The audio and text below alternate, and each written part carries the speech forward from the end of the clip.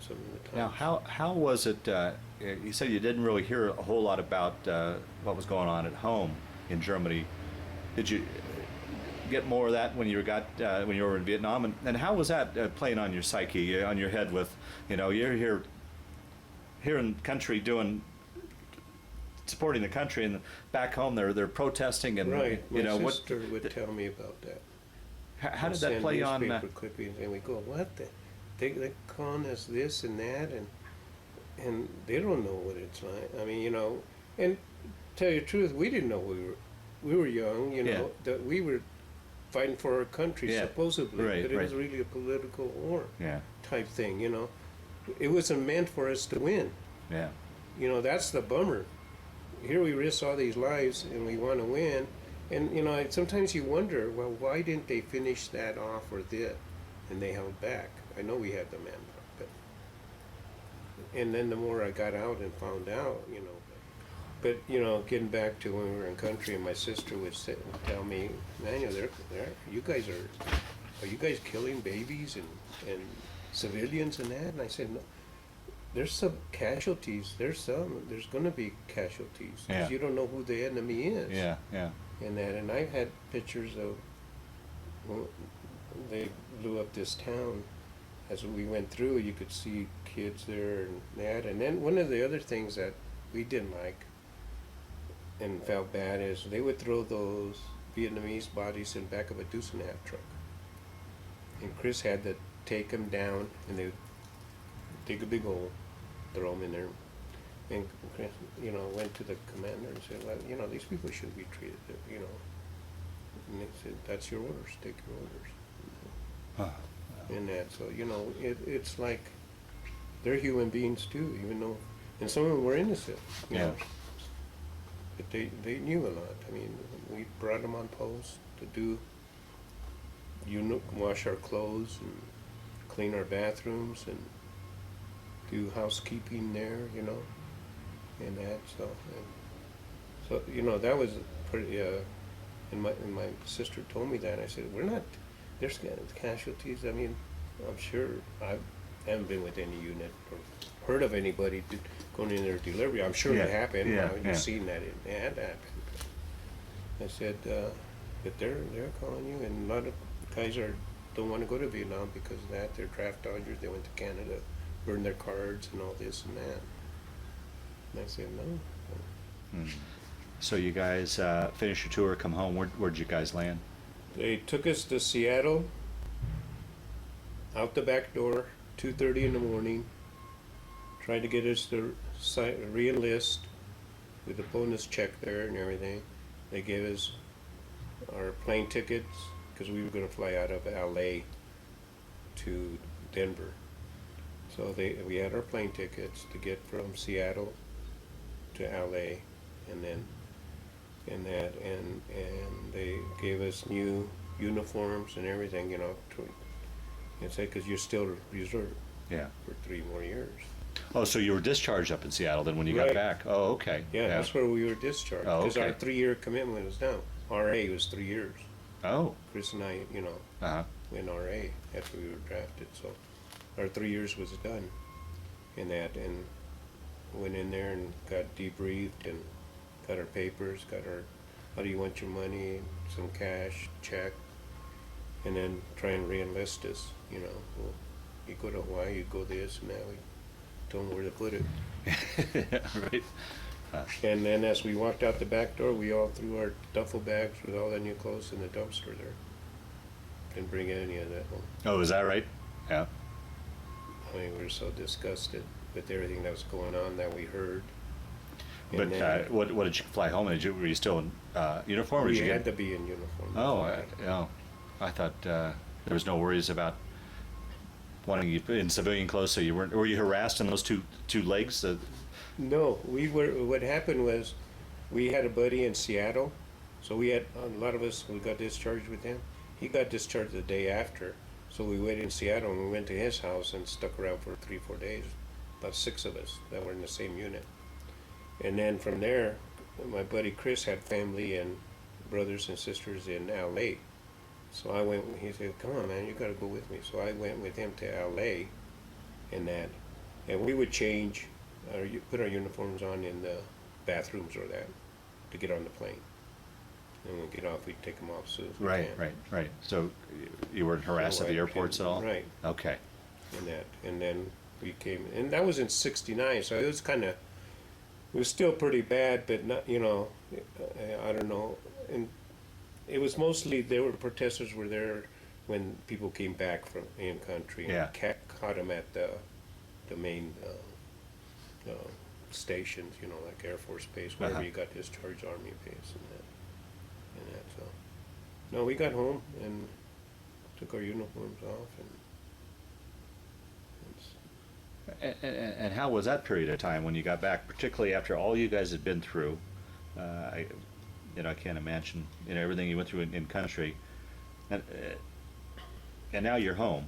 How was that transition going from military life and everything you went through, now you're back into civilian life? Was that much of a... well, there was no debriefing or, you know, Yeah. because we went in out of high school, Yeah. didn't have a full-time job yet anyway. Yeah. Coming back, we're a little older, and now we realize we have to, and they told us about the GI Bill and stuff like that, very limited stuff. And then we found out we can draw unemployment for a whole year. So we just partied. Chris and I and Ruben, brother Ruben, we seen out here. A lot of our classmates were in Vietnam from alt. Oh, boy. Hit And, hard, that class. The ones that Yeah. didn't go to the school or the farm, help on the farm, a lot of us went in that. And we came back and I drank so much, I got DUI and, you know, just drawing that unemployment and going to San Luis and partying down there with, you know, Ruben's family and Jimmy's family that were from there, Alamosa, Denver. We partied a lot in Denver. Friend had my brother-in-law, my wife's brother had a hotel on Santa Fe, South Santa Fe. He gave us a good rate to stay there, and we just partied until, you know, it's come toward the end. Now we gotta say, what are we gonna do in that? So, you know, it's like a wake-up call. We gotta make a living. We gotta do something. Yeah. And that. So for a whole year, we just partied. And we had more booze than clothes in the trunk of a car. Mm. And that. Do And you just- think, as you look back on that now, do you think it was kind of helpful? I mean, to kind of decompress from Vietnam. I mean, your way of kind of decompressing and or getting it out of your system, or was it not a well, good thing for Then you? again, it turned out to be a good thing. It could have been a bad thing. Because to me, you know, Chris and I, we still were together. Yeah. And seeing Ruben back here, some of our classmates that were in Vietnam, we would go party in bars here at the Matterhorn and college days when they were here. We would not say anything about Vietnam unless somebody was getting in a fight over it. A brother that they jumped on him because he was in Vietnam. They started on. Then we would obviously back him up. But we learned not to say anything that we were in Vietnam or nothing like that. And that, so we didn't. Mm. And then, you know, we would get together. I think our therapy might have not been the best therapy. You know, when we're at a bar drinking and talking about it, but, you know. Well, once again, it's people you could talk to that understood you. Right. You know. Yeah. And like Yeah. Ruben was he was artillery up at the DMZ area and that, and then we had another, one guy was in chemicals, and then Bobby Stewart, I forgot where he was at. But, you know, we would get together, and especially Chris and I, Ruben, and Phil Satches from Piers. There toward the end, we were always talking about, you know. And then, you know, you run across a veteran too who says they owe me this, they owe me. You know, they do, but, you know, some of them want help, some don't. I've run across, you know, and some need it. Yeah. That's why I never applied for it. I figured, I came back, after I found out, my buddy Chris, man, you can get benefits. You got PTSD, you've got diabetes, you've got this, and they're finding more stuff, that we had. And I said, but, I'm working. I came back home, and I don't, I don't want to take away for someone who lost an arm or something. They needed more. But then we found out, okay, the government's getting more money in to compensate veterans and that, so that's when I finally. And there was a lot of veterans that did need it, and there's still a lot of them that do, but don't want to go. The VA has made it so hard to get it. Not now. Let me tell you, not now. Is it getting better? No, it's getting a lot better. Yeah. And not, it's because of the Vietnam veterans. That's why it's getting a lot better. I mean, I had to prove they told me I wasn't even in Vietnam when I sent my papers in. And I got mad. I sent a letter and I said, who do you have reviewing these papers? Some college kid or what, or never been in country? You look at my last duty station, Seattle. You look, last duty station was Vietnam, in the medals and everything, my MOS. And you're telling me I wasn't in country? We had to prove a lot. I'll put it that way. Now PTSD, you don't have to go through what we had to. They deny you. And my buddy, would say, they're going to deny you. Appeal it. Keep appealing them.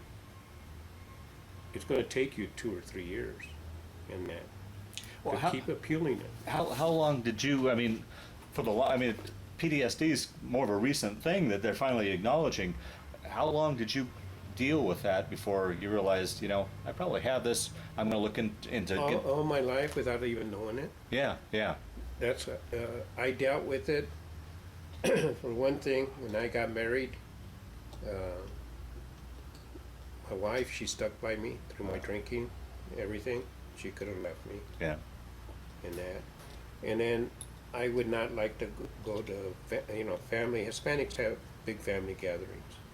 I would go, but I would disappear. They had down my house, I'd go downstairs and watch TV. I didn't go out. Even to this day, she still buys my clothes. I mean, unless I go out and they say I want to see something. And I usually would go at like 11 o'clock, midnight at the Walmart, where there's hardly anybody around, so she would buy my clothes. We go to church, everybody goes, man, why are you sitting in the back?